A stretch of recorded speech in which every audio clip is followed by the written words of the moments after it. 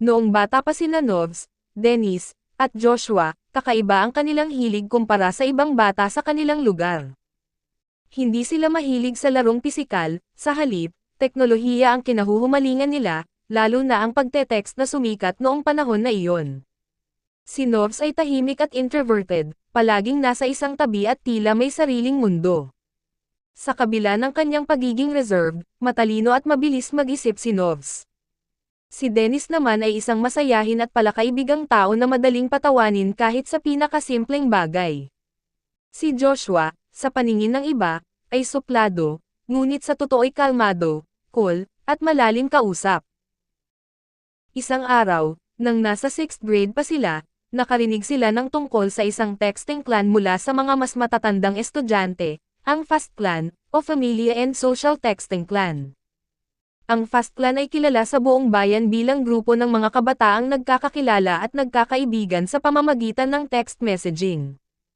Ang leader ng clan ay si Eugene, ang nakatatandang kapatid ni Joshua, na kilala sa pagiging chick boy at palaging napapalibutan ng mga babae. Kaya mo bang sumali sa FAST Clan, pre? Tanong ni Dennis kay Novs isang hapon sa paaralan. Ngumiti si Novs ng bahagya, medyo nahihiya, ngunit halata ang interes sa kanyang mga mata. Oo nga, tingin ko ay okay yon. Pero sa tingin mo ba tatanggapin tayo agad? Nagpakawala ng malakas na tawa si Dennis. Walang problema yan. Kapatid ni Joshua ang leader. Sabi ni Eugene, gusto niyang makasali tayo. Sa gilid, nakikinig si Joshua habang tahimik na ngumingisi. Alam niyo naman si Kuya Eugene, gusto niyang marami siyang barkada. Kaya madali tayong tatanggapin, sagot ni Joshua habang nilalaro ang kanyang telepono. Dahil sa pagkumbinsi ni Eugene, mabilis silang sumali sa FAST Clan. Ang sabi ni Eugene, maraming astig na mga chicks doon, sabi ni Dennis habang nagbabrowse sa telepono. Grabe pre, laging chicks talaga ang iniisip mo, ha? Natatawang sabi ni Dennis. Nagkibit-balikat lang si Eugene. Ganun talaga. Mas marami, mas masaya. Sa FAST Clan, nagkaroon sila ng pagkakataon na makilala sina Claire at Mika. Si Claire ay palatawa at palangiti, at agad niyang naisipan na makipagkaibigan kay Dennis. Saan na ang mga plano ninyo sa pagpasok sa high school?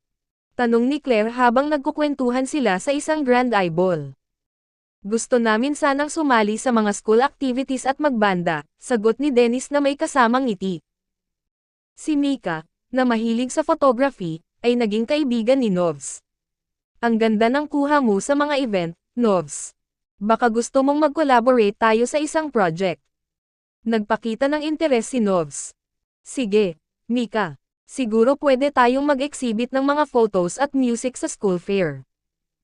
Nang pumasok sila sa high school, nadiskubre nilang tatlo ang hilig nila sa musika. Si Novs ay magaling maggitara, si Dennis ay natural sa pagkanta, at si Joshua ay may talento sa beatboxing at pagsusulat ng kanta.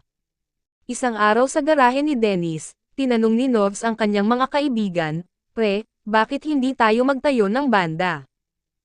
Astig yan, bro. Feeling ko maraming gustong makarinig ng mga kanta natin. Di ba, Joshua? Game ka ba? Sagot ni Dennis.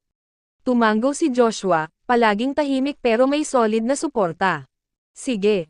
Pero kailangan natin ng pangalan para sa banda. Nagsalita si Novs, Ox Brothers. Bakit Ox Brothers? Parang ang random naman, tanong ni Dennis. Ngumiti si Joshua at nagbigay ng paliwanag. Oxymoron. Kasi tayo, parang iba-iba tayo ng ugali pero kapag magkasama, nagiging isa ang mga talento at personalidad natin. Nagkatinginan ang tatlo at natawa. Tama nga si Joshua, sabi ni Dennis. Nag-practice sila araw-araw sa garahe ni Dennis, at nang mag-perform sila sa isang school event, agad silang pinalakpakan. Sa pagpasok nila sa kolehiyo, nagpatuloy ang kasikatan ng Ox Brothers. Naging campus crush ang tatlo, hindi lang dahil sa kanilang talento kundi pati sa kanilang personalidad. Nang minsang magkausap sina Joshua at Belle, isang transferee na mahilig sa art, tinanong ni Joshua, Belle, gusto mo bang sumama sa amin sa isang gig? Maganda ang magiging resulta kapag nandyan ka. Ngumiti si Belle at sumagot, oo naman, Joshua. Ang saya nga ng magiging performance natin. Salamat sa imbitasyon.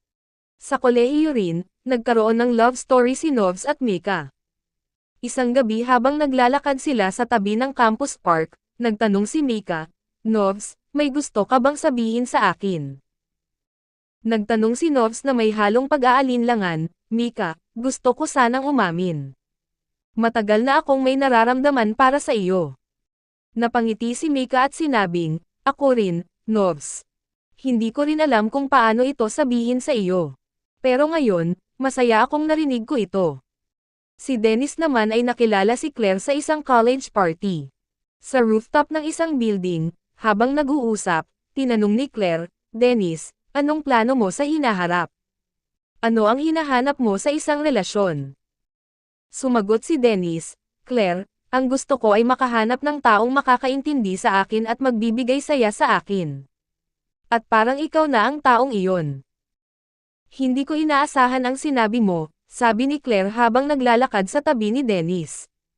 "Pero sa totoo lang, masaya ako na ikaw ang tao na pinag-uusapan ko." Si Joshua, na nakilala si Belle, ay tinanong ito sa isang pagkakataon habang nagkakaroon ng discussion tungkol sa kanilang future.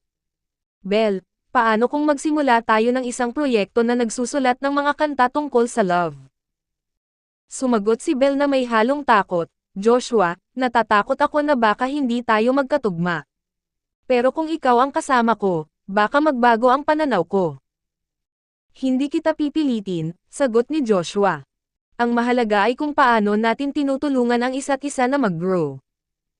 Sa gitna ng kanilang kasikatan, nagkaroon ng malalim na pagsubok ng magkasakit si Eugene. Ang sabi ni Eugene sa akin noong huli naming pag-uusap, "Joshua, masaya ako sa narating nyo. Pero tandaan mo, ang pagkakaibigan ninyo ang pinakamahalaga." Nang pumanaw si Eugene, nagdesisyon ang grupo na magpatuloy at gawing inspirasyon ang kanyang alaala. Naglabas sila ng kanilang unang album na puno ng mga kantang nagsasalamin sa kanilang journey. Nang nagkita sila muli sa isang maliit na bar kung saan sila unang nag-perform bilang Ox Brothers, tahimik na nagkatinginan ang tatlo. "Pre, ang dami na nating napagdaanan, pero eto pa rin tayo, magkasama," sabi ni Novs. Sagot ni Dennis, "Sabi ko nga, walang tatalo sa samahan natin. Hindi lang banda, hindi lang fast clan, kundi tunay na magkakaibigan." Tumanggaw si Joshua at ngumiti. "Tama.